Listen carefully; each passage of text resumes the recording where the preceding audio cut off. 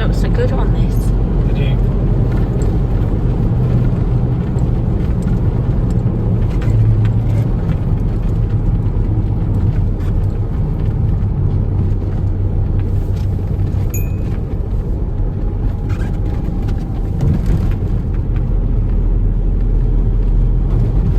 The river's down there.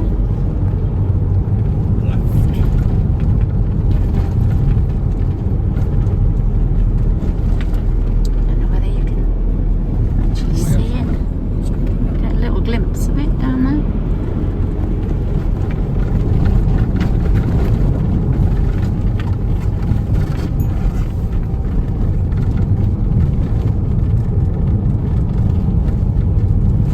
Mr. Posty. He's got a nice round, hasn't he? Yes. A lot worse around, I should think. Well, I'm afraid I'm going to have to say it. The leaves are starting to fall a little bit, Yes. which is shocking. They only seem to have just started with the sunshine. A bit of river down there. Very pretty.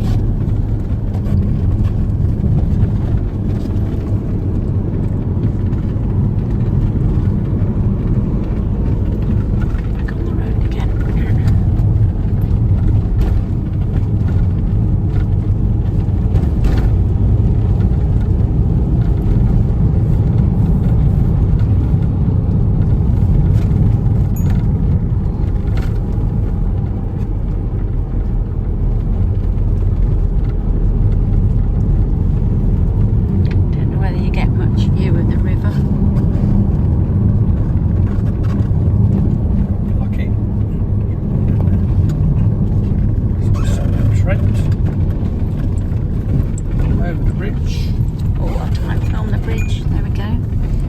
Get a bit of the wing mirror in, but you can see down the river there.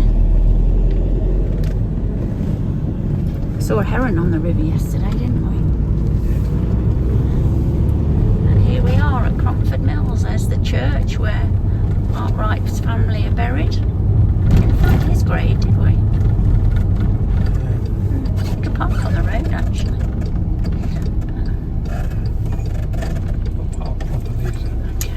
Double yellows here.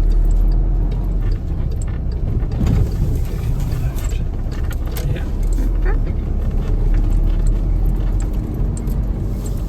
Cromford Mills is known as the northern gateway to the Derwent Valley Mills UNESCO World Heritage Site. We decided to have a coffee pit stop before looking round the site.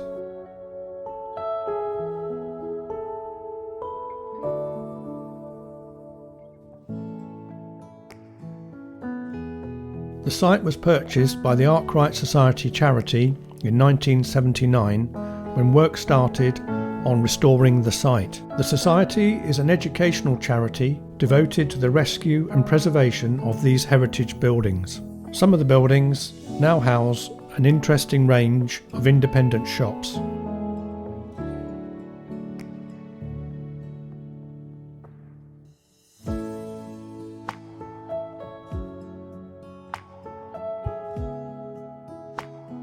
This is the remains of the second mill, built in 1775, which was destroyed by fire in 1890. The first mill, built in 1771, is at the far end of the site and now houses the fascinating Arkwright experience, which I'll show you later. This is the sluice, which was used to control the water supply to the mills.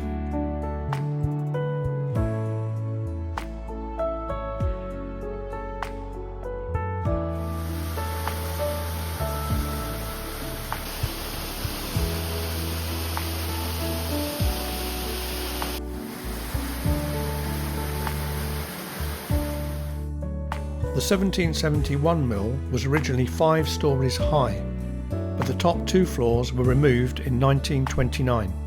Water from the mill was supplied by the Cromford Sough, a year-round warm water source from the local Chatsowrth lead mines.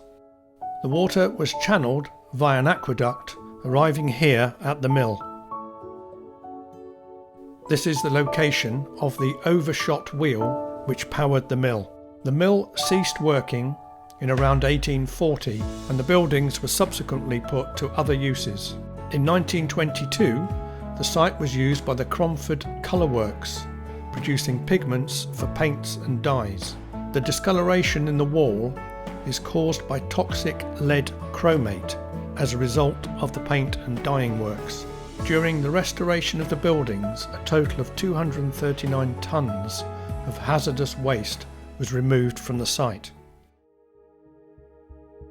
Richard Arkwright was born in Preston in 1732. In 1750, he moved to Bolton to work as a barber and wig maker. In 1755, he married Patience Holt, and they have a son named Richard. Patience died in 1756, and then in 1761 he married Margaret Biggins. They had 3 children, but only Susanna survived to adulthood. In 1762 he started his own wig making business. He moved to Preston in 1767 with John Kay, a clockmaker, and patented a spinning frame. In 1768 he moved to Nottingham to escape the machine breakers and secure funding for his invention. In 1769 he patented a water-powered spinning frame that enabled mass textile manufacturing. In 1771 he formed a partnership with Strutt and Need and set up a factory powered by water at Cromford. Arkwright was knighted in 1786 and was High Sheriff of Derbyshire.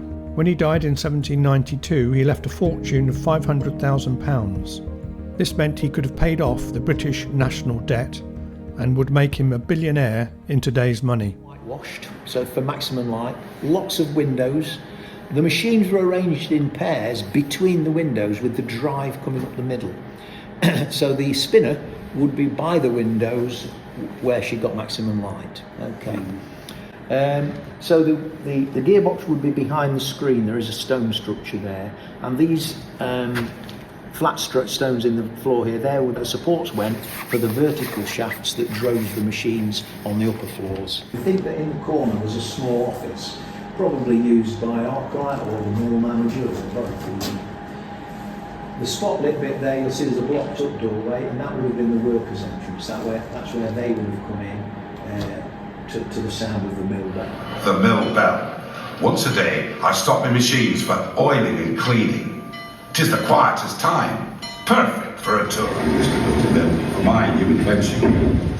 A water-powered cotton spinning frame. A water frame, if you're a hurry. Well, a steady stream flows from the lead mines yonder. And when I saw that, huzzah! I signed a lease and set to work.